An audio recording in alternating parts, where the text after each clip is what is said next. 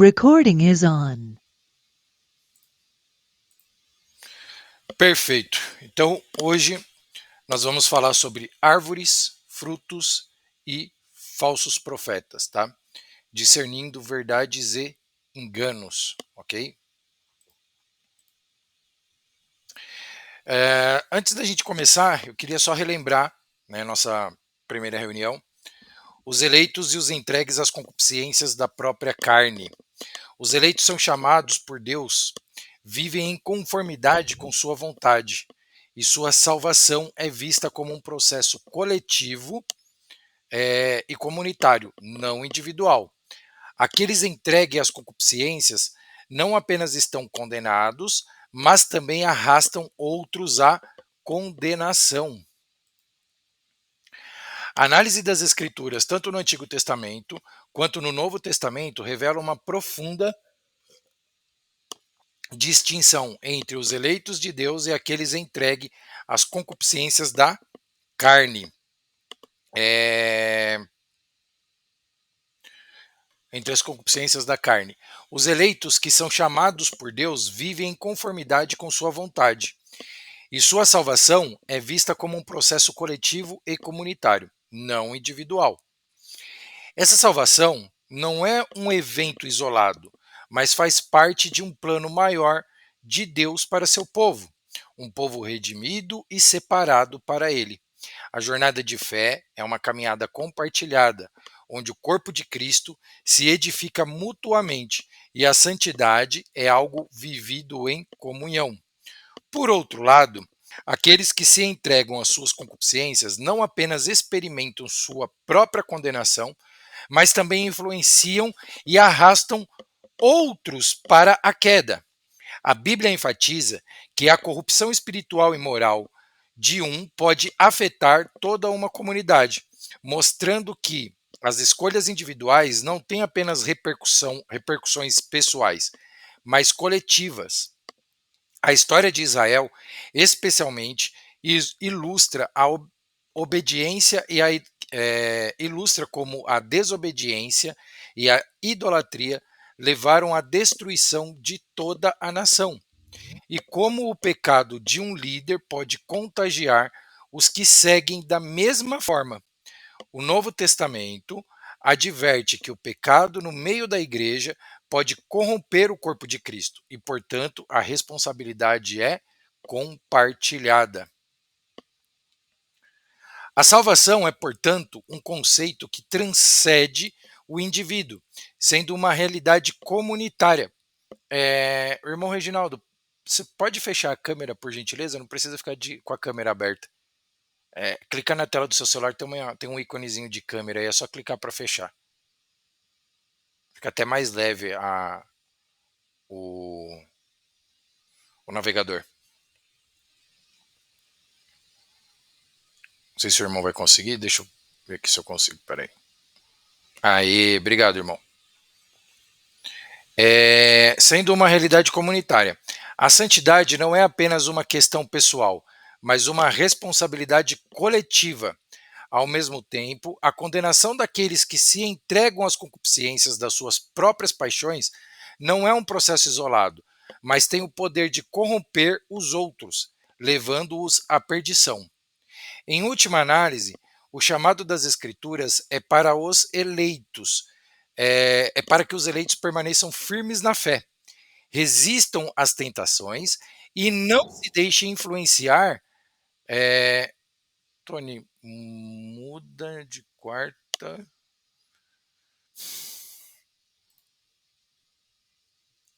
para quinta.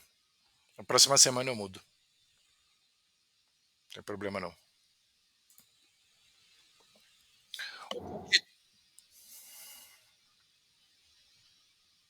Quarta.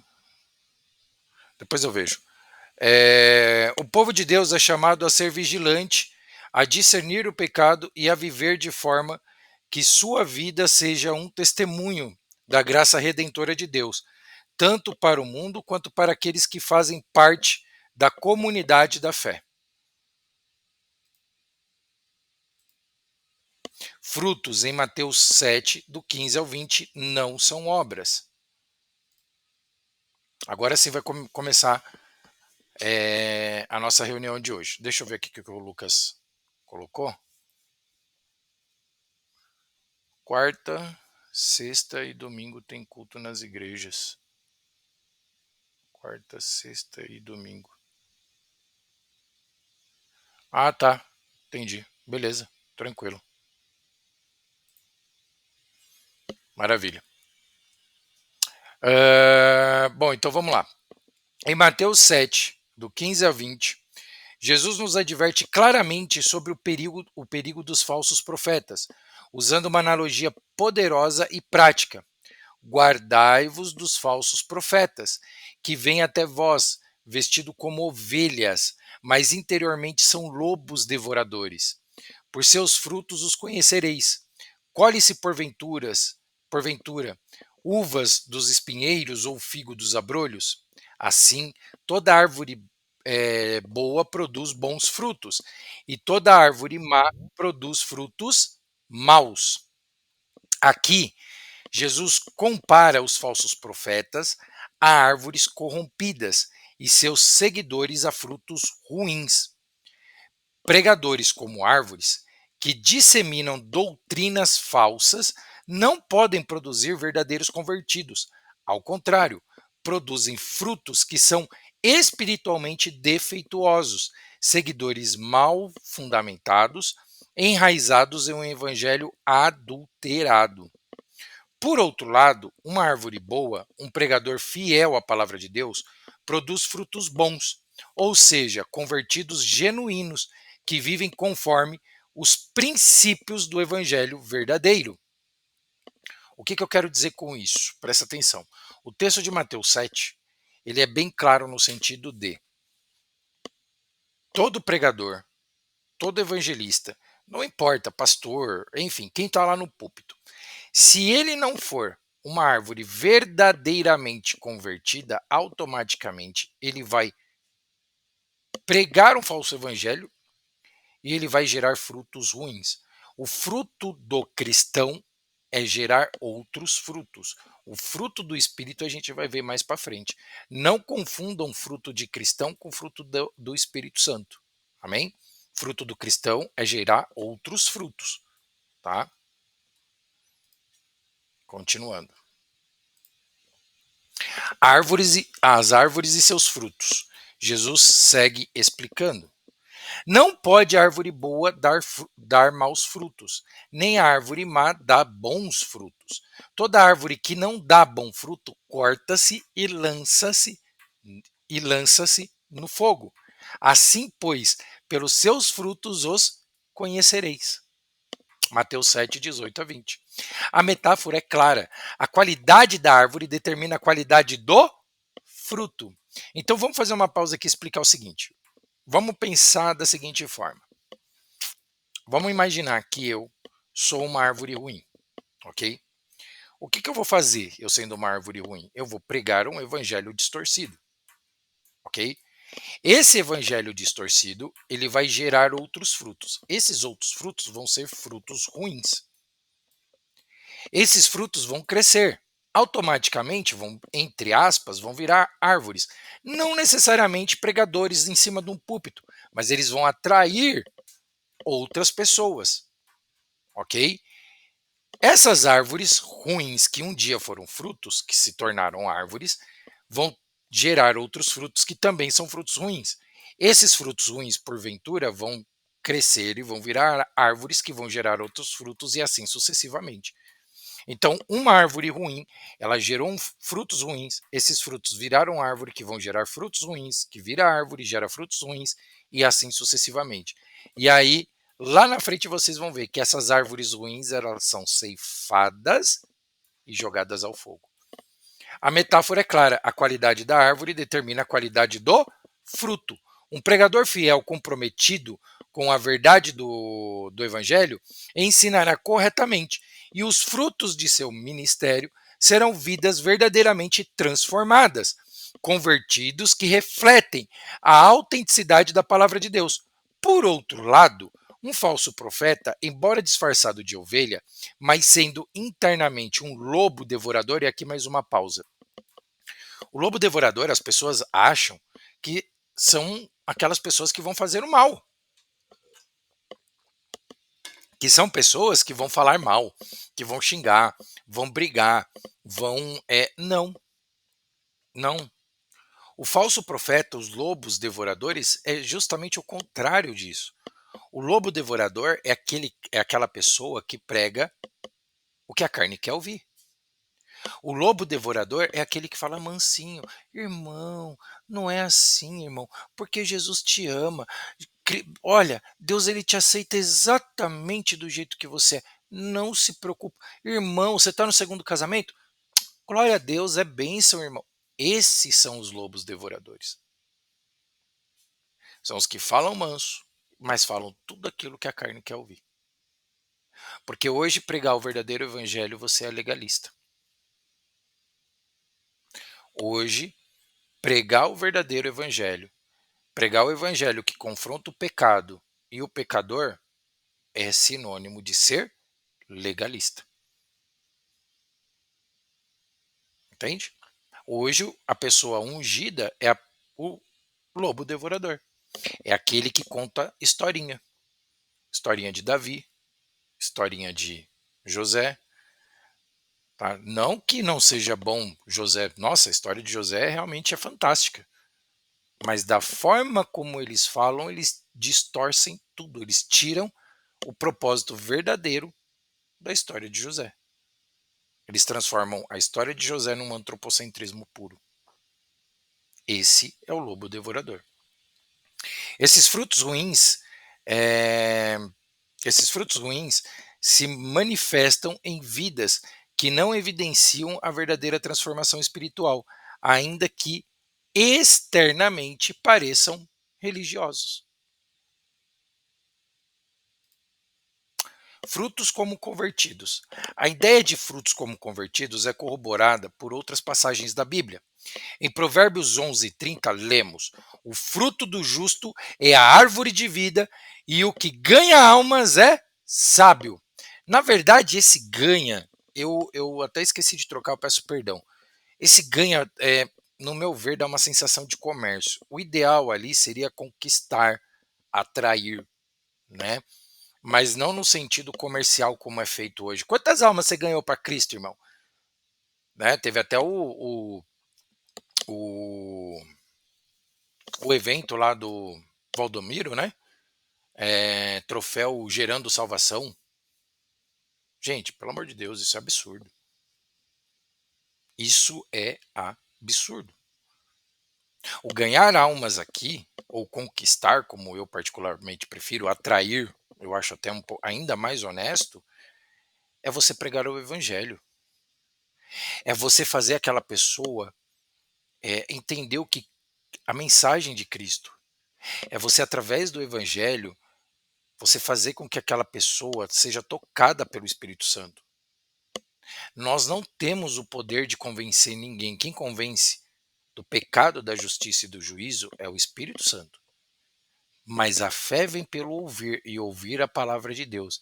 Então, quando nós pregamos, nós temos que pregar o evangelho verdadeiro para quê? Para que aquela pessoa seja alcançada pelo Espírito Santo, para que aquela pessoa seja convencida pelo Espírito Santo. E não para ganhar por ganhar. Essa facilidade do evangelho hoje, esse evangelho coach, aquele David Leonardo, gente, pelo amor de Deus, aquilo não é evangelho. Aquilo não é evangelho. Eu não conheço ele como pessoa. Eu não posso falar da pessoa dele. Eu estou falando da pregação dele. Ok? Que isso fique bem claro. Aquilo não é evangelho. O evangelho, ele tem que. O dever do evangelho é confrontar o pecado e o pecador. Para que o Espírito Santo convença do pecado, da justiça e do juízo. Esse versículo conecta o conceito de fruto à reprodução espiritual. Ganhar almas para o reino, ou conquistar, né, almas para o reino de Deus, é comparado a produzir frutos. Jesus reforça essa analogia nas parábolas da semente e do semeador, como em Marcos 4:20 e Mateus 13:23. Os que foram semeados em boa terra são os que ouvem a palavra, recebem-na e produzem fruto. Um a 30, outro a 60 e outro a 100. Vou repetir. Guardem isso que daqui a pouco vocês vão entender. Os que foram semeados em boa terra são os que ouvem a palavra, recebem-na e produzem fruto. Um a 30, outro a 60 e outro a 100. Aqui, a boa terra representa o coração receptivo e os frutos são os convertidos, resultantes da pregação fiel da palavra. Esses frutos variam em quantidade, 30, 60 ou 100, mas todos refletem vidas transformadas. Ou seja, eu não posso, eu não tenho como gerar 30 bondade, 60 benignidade ou 100 domínio próprio. Mas eu tenho como gerar. Ô irmão, paz do Senhor, bem-vindo, tá? Que bom te ver aqui, shalom, shalom. Fica aí com a gente, irmão, tá no comecinho ainda. Eu não tenho como gerar 30 amor, 60 bondade, benignidade, né? Ou 100 domínio próprio. Mas eu, como um pregador, como uma pessoa que está levando o evangelho, eu tenho como gerar 30 frutos, 60 frutos ou 100 frutos. 30 novos convertidos, 60 novos convertidos ou 100 novos convertidos. Mas aqui o foco não é a quantidade. Isso daqui que Cristo está falando, ele está exemplificando qual é o dever do pregador, levando um bom evangelho. Não é a quantidade que importa, mas a qualidade, o verdadeiro evangelho caindo numa terra fértil. Que vai fazer o quê? Vão receber e produzir frutos também. Essa terra fértil, ela recebe, ela germina e ela gera. Ela gera frutos consistentes. É isso que Cristo está querendo dizer. Esse é o fruto do Espírito. Refletem vidas transformadas. Esse é o fruto do Espírito. Não é disso que essa parábola está falando. Você não produz 30 amor, 60 alegria ou 100 paz. Não faz sentido. Mas ganhar 30 pessoas para Cristo, isso faz sentido. Não está dizendo que se você for salvo, você automaticamente andará no Espírito. Claro que não. O que nós falamos ontem? A carne luta contra o Espírito o tempo todo, mas nós temos que nos manter dentro do caráter de Deus. E aqui eu quero fazer mais uma pausa para explicar o seguinte. Vocês acham que nós não somos influenciados o tempo todo? A Bíblia diz o seguinte, que poucas pessoas passarão pela porta estreita, mas muitas delas vão passar pela larga. Vocês acham que é só pelo pecado? Não é só pelo pecado. O primeiro ponto foi o que foi falado ontem. Caráter. Nós aqui na terra nos ligamos no céu. Ou, para nossa condenação, aqui da terra nós nos desligamos do céu. É assim que é feito a nossa transformação, salvação ou condenação. É através do caráter. Quando nós nos ligamos a Cristo, automaticamente nós temos que, verdadeiramente, né? Automaticamente nós temos que ter o caráter de Cristo. Por isso que aí fora está cheio de pessoas achando que são verdadeiramente cristão. Não, elas estão como cristão, elas ainda não são cristão. Dá para entender a diferença entre ser e estar? Eu vou me usar como exemplo. Eu estava como cristão. Eu estava. Não vou mentir. Não vou mentir. Eu era um falso, um hipócrita. Um hipócrita. Por quê? O que eu acredito, o que eu falava como pessoa, como falso cristão, não condizia com a escritura. Quando eu comecei a estudar, o que eu tomei de puxão de orelha para não falar, né, outra coisa, não está escrito. Foi só apontando os meus erros de Gênesis e Apocalipse. E não pensa vocês que isso acaba. Todos os dias, quando eu estudo a Bíblia, eu tomo bronca de Deus. Todos os dias. Todos os dias. Porque isso se renova todos os dias. A misericórdia de Deus se renova todos os dias. Mas a misericórdia de Deus se renova todos os dias para que a gente se renove todos os dias. Não adianta você hoje fazer tudo certinho. Tudo certinho. Só que aí você acorda, vai dormir e acorda no dia seguinte, já desandou tudo. Não. Pai precisa renovar tudo isso porque nós temos a natureza caída. Continuando. Esse é o fruto do Espírito. Não é disso que essa parábola. Estar no corpo. Deixa eu ver o que o irmão falou aqui.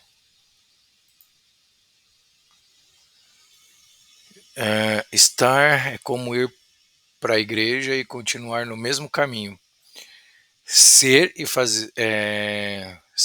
fazer a conversão para o outro caminho, metanoia, mudança de prática e caráter. Exatamente, irmão Tato.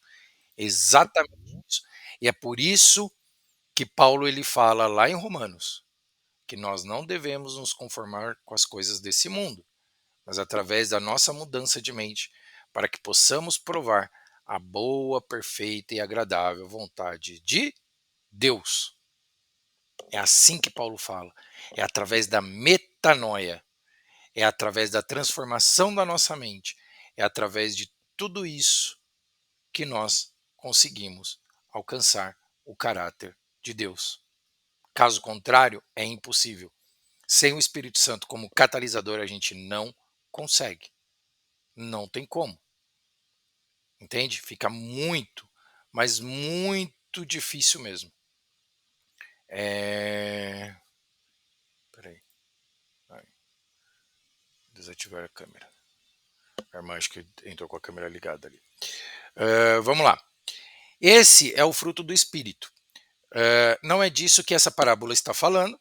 Você não produz 30 amor, 60 alegria, 100 paz, não faz sentido. Mas ganhar 30 pessoas para Cristo, isso faz sentido. Não está dizendo que se você for salvo, você automaticamente andará no Espírito. Isto vos digo: andeis no Espírito e não satisfareis os desejos da carne. É possível viver no Espírito e não andar no Espírito.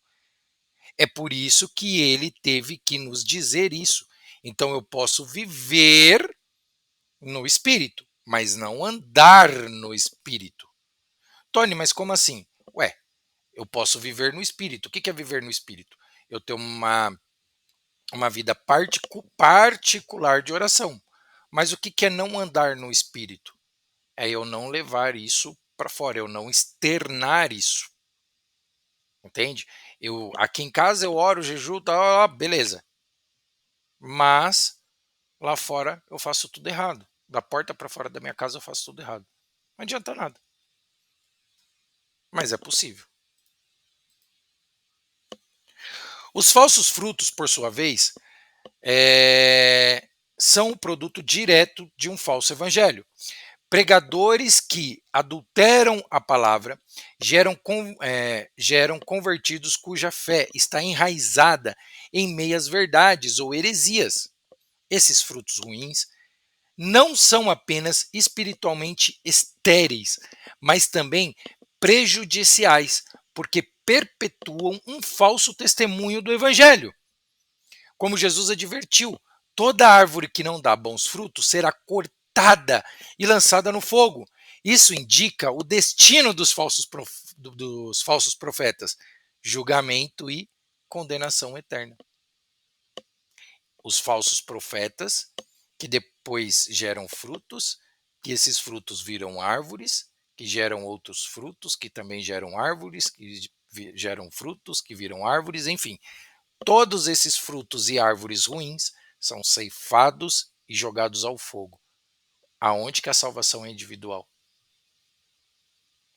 Aonde que a salvação é individual? Vocês entendem que uma coisa está diretamente ligada à outra? Romanos 7 frutos para Deus. O apóstolo Paulo expande a ideia de frutos em Romanos 7,4. Assim, meus irmãos, também vós estáis mortos para a lei, pelo corpo de Cristo, para que sejais de outro daquele que ressuscitou dentre os mortos, a fim de que demos fruto para Deus. Essa passagem explica que nossa união com Cristo nos capacita a produzir frutos espirituais convertidos que glorificam a Deus. Assim como em um casamento físico, a união resulta em descendência. Nossa união espiritual com Cristo deve resultar na multiplicação de almas. Desde o início, Deus nos chamou para frutificar. Em Gênesis 1:28, ele ordenou: frutificai e multiplicai-vos e enchei a terra. Esse chamado à multiplicação física também reflete o chamado à multiplicação espiritual, levando outros a Cristo. Aqui eu quero fazer outra pausa. Vamos fazer uma analogia com o casamento. Vocês entendem que o ataque à família, por causa dessas pessoas há séculos, há milênios caídos, Satanás operando através do mundo, quanto mais ele destrói uma família, mais ele faz com que as pessoas percam a identidade, o caráter, mais isso faz com que as pessoas se afastem de Deus, mais isso faz com que a sociedade se corrompa. Perfeito até aqui? Tudo isso gera um grande fruto. Esse fruto ele vai se enraizar no solo, que é o mundo. Estou fazendo essa analogia para ver se vocês entendem. Isso vai se enraizar no mundo. Se enraizando isso no mundo, isso começa a gerar uma árvore. Começa a criar uma árvore. Essa árvore ruim, podre, vai gerar outros frutos ruins, que vai cair, vai crescer, vai virar uma árvore de novo, uma árvore ruim. E assim sucessivamente. Vocês entendem que quanto mais corrupção, e corrupção que eu quero dizer aqui é distanciamento de Deus. Quanto mais Satanás consegue, através desses que já estão perdidos, já são condenados, e agora nós vamos ver em breve, se Deus quiser, né, e eu tenho fé em Deus, a vinda do anticristo. Não que eu quero que o anticristo venha, jamais, mas a palavra de Deus precisa ser cumprida. E é aí onde vai haver a separação do joio e do trigo. Então vocês vão ver, vão ter a possibilidade de olhar a olho nu, todas essas pessoas que se dizem hoje cristão, mas que na verdade estão condenados, adorando o anticristo. Nós vamos ter essa possibilidade. Vai ser visível. Não é todos que vão ter frutos. Quem dá os frutos é Deus. Exato. Mas se o fruto para você,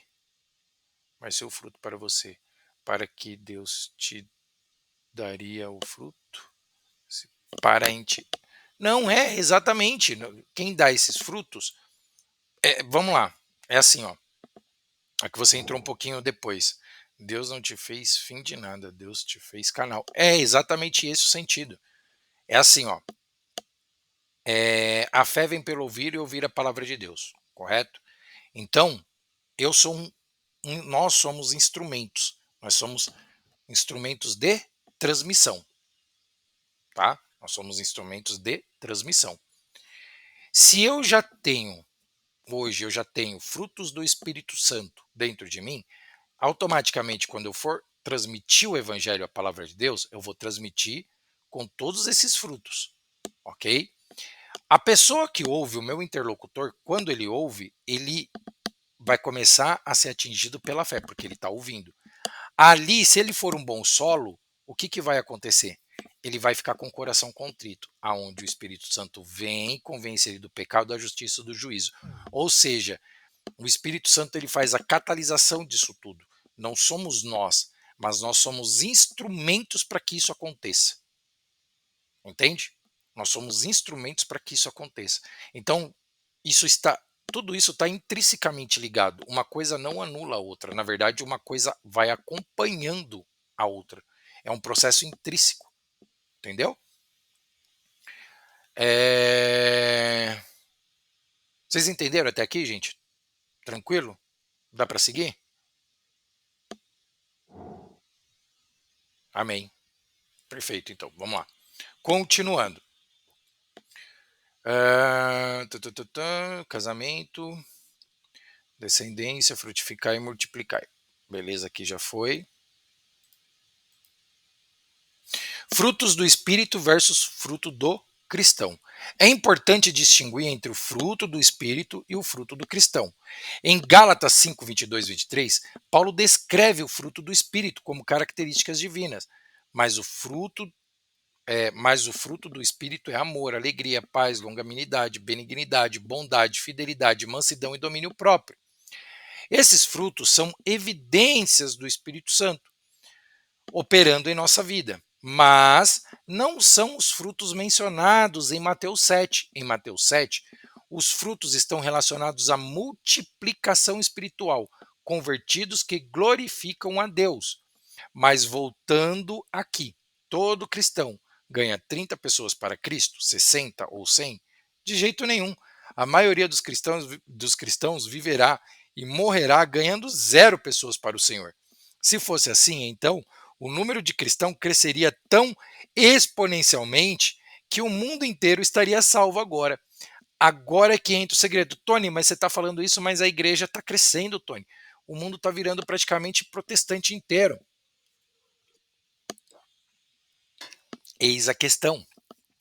Falsos convertidos, árvores ruins, que geraram frutos ruins, que cresceram, viraram árvore e geraram frutos ruins.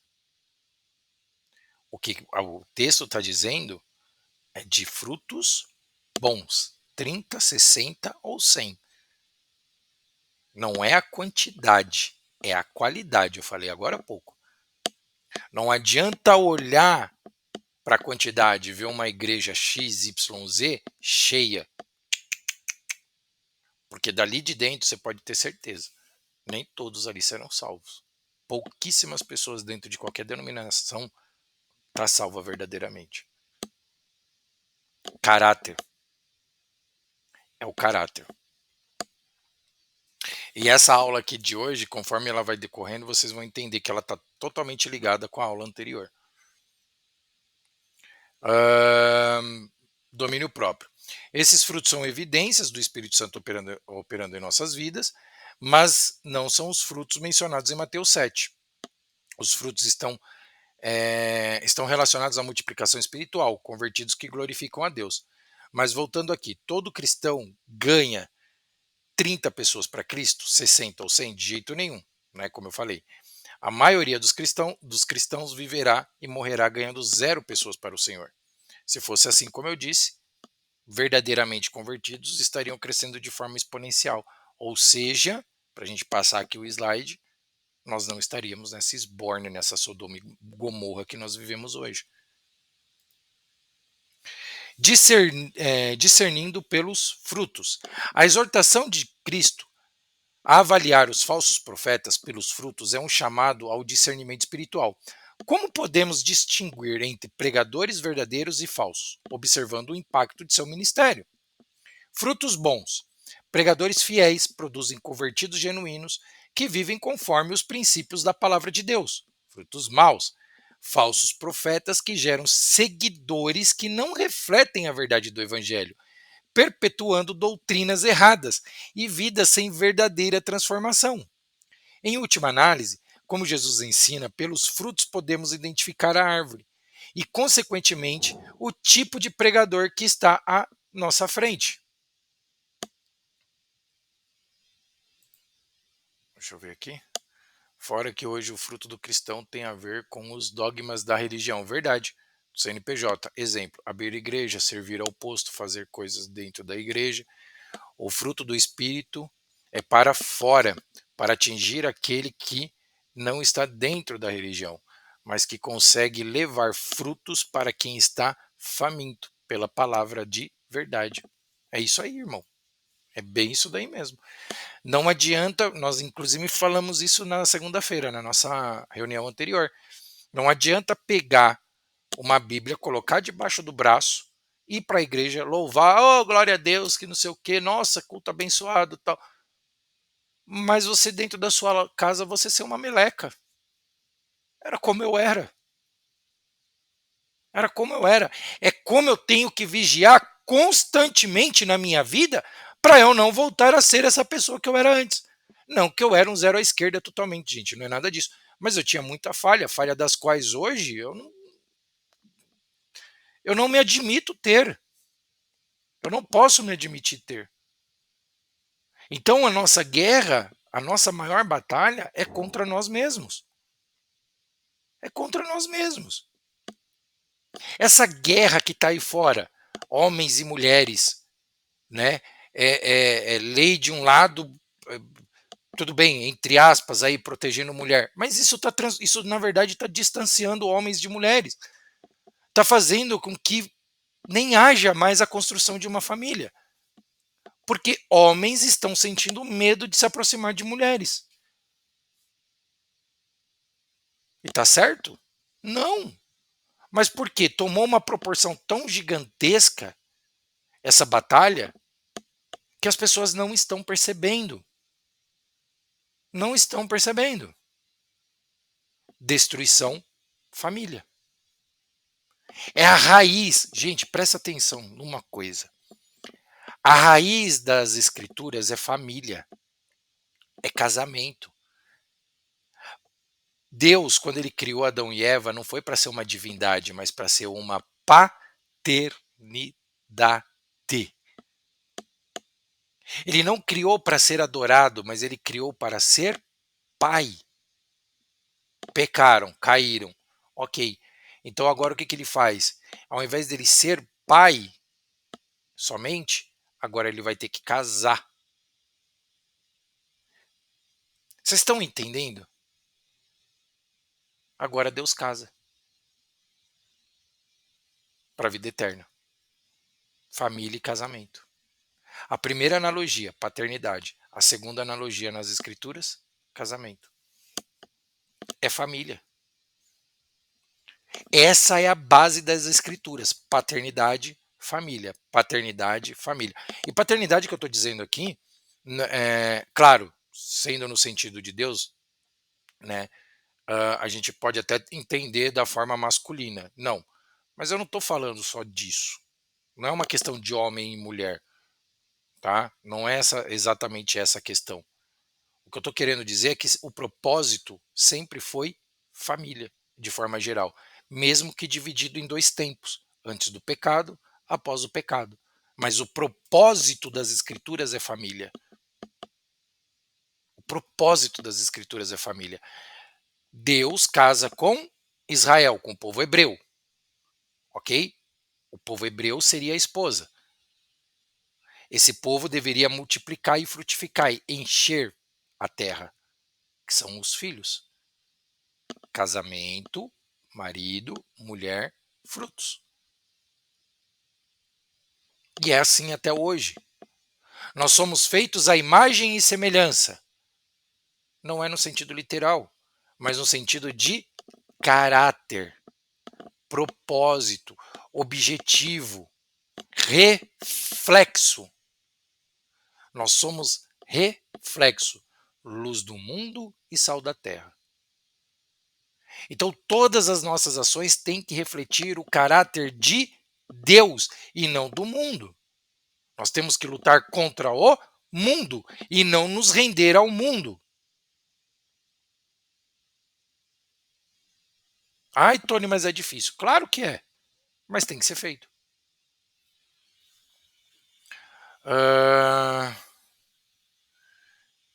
Em última análise, como Jesus ensina, agora sim, não me escolhestes vós a mim, mas eu escolhi a vós.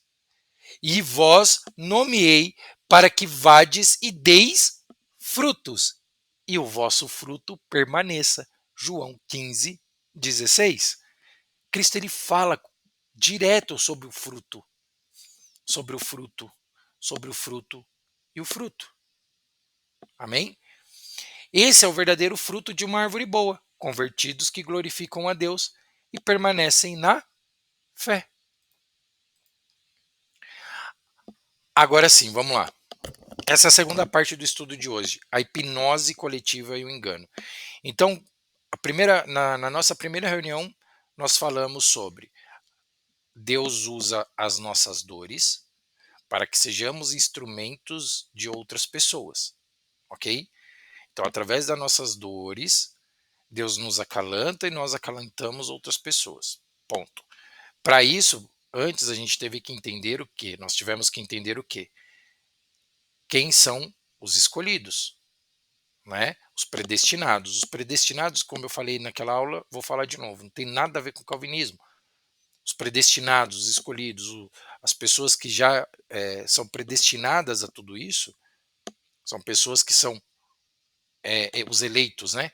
Os eleitos são essas pessoas que são para levar o evangelho através do quê? Das dores que a gente passa. Então, toda a nossa experiência resulta numa busca.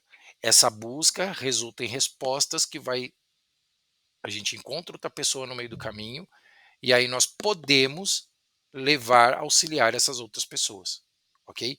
Esses são os escolhidos, os predestinados e tudo mais, de acordo com as escrituras. E aí nós entendemos as nossas dores, o porquê que Deus usa as nossas dores, glória a Deus, tal. Agora eu falei dos frutos, só que não tem como eu falar de tudo isso. Na semana passada, perdão, na segunda-feira, nós falamos. Nossa, perdão, desculpa, gente. Na semana passada nós falamos sobre o caráter, né? E agora sobre os frutos, só que não tem como eu falar tudo isso se não falar sobre a hipnose coletiva, para vocês entenderem aonde está o engano. Amém? Então, o conceito de hipnose coletiva pode ser compreendido pelas Escrituras como o poder de Satanás para enganar multidões, cegar a verdade e influenciar pensamentos e comportamentos. Ele utiliza o mundo caído, a carne e sua própria presença como inimigo espiritual para levar outras pessoas ao pecado e à separação de Deus. Satanás como mestre do engano. O documento, o livro, né, a Bíblia, destaca que Satanás é o maior adversário espiritual descrito como enganador, acusador e destruidor. Gênesis 3, 1, 6 e Apocalipse 12, 9. Ele opera em níveis coletivos ao manipular sistemas e ideologia que promovem o pecado e afastam as pessoas de Deus. A cegueira espiritual mencionada em 2 Coríntios 4, 4 e os sinais e maravilhas de engano descritos em Mateus 24, 24 são exemplos claros de sua estratégia de hipnose coletiva. Continuando. A carne como porta de acesso.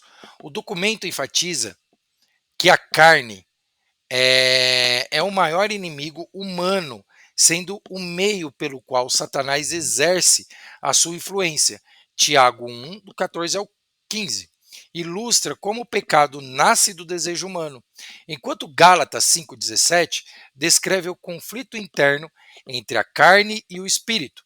Essa inclinação ao pecado facilita a receptividade ao engano coletivo promovido pelo diabo. E aí entra o mundo caído, como sistema de influência. O mundo, com seus valores e práticas contrário a Deus, funciona como uma ferramenta de hipnose coletiva. Passagens como João 15, 18 e 19 e 1 João 2, 15 e 17 mostram como o amor pelo mundo e sua conformidade afastam as pessoas da verdade. O impacto na família e na sociedade. A destruição do caráter de Deus na família. Satanás utiliza a hipnose coletiva para atacar o núcleo familiar, promovendo a inversão de valores descrita em Isaías 5:20. Ele fomenta a destruição do caráter de Deus nas famílias, ao incentivar práticas que enfraquecem a obediência, a humildade e o amor verdadeiro, conforme detalhado no documento. Alienação e individualismo.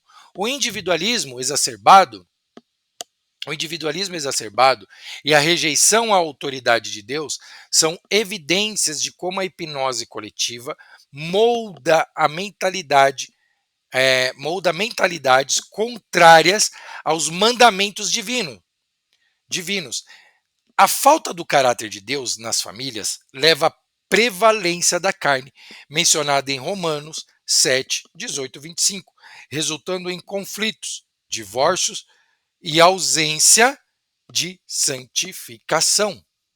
O que acontece? Vamos fazer uma pausa aqui antes de ir para o item 3. Quando Satanás ele usa do mundo como ferramenta, como instrumento para hipnotizar pessoas, e as pessoas são hipnotizadas, elas nem imaginam o quanto, automaticamente isso vai refletir no nosso dia a dia. Vou dar um exemplo. Esses reality show, Fazenda, Big Brother, entre outros aí que existe. O que você vê nesses reality? Eu não assisto, tá? Eu verdadeiramente eu tenho um nojo desse tipo de programa. Eu enojo veementemente esse tipo de programa, tá? Mas não tem como você estar numa rede social e não ver algum vídeo a respeito, tal. O que passou nesse último programa da Fazenda? O cara lá, o loirinho lá, esqueci o nome dele, foi extremamente criticado, repudiado. Cara, massacraram o cara dentro desse reality. Massacraram ele. Né? As mulheres lá, e aqui não é uma questão, volto a dizer, não é uma questão de machismo, mas as mulheres lá, de fato, elas estavam acabando com aquele cara. Acabando com ele, acabando com a raça do cara. E aí o que você via? Você via alguma crítica?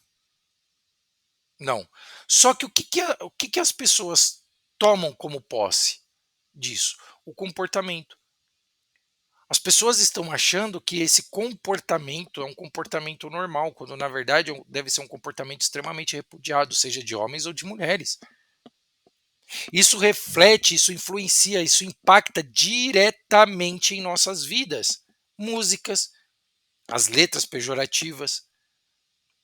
Sertanojo, gente, pelo amor. Só Jesus. Pagode. Funk, então, sem comentário. Isso fora a frequência musical. Sabe? Então essas letras, a frequência musical, todas essas coisas têm um impacto direto nas nossas vidas. Instrumentos de Satanás. São pessoas caídas influenciando outras pessoas caídas que vão influenciar outras pessoas a cair e a cair. Satanás, quando caiu, levou um terço junto com ele. Todo caído, toda pessoa que está caída vai querer levar mais um terço junto com ele.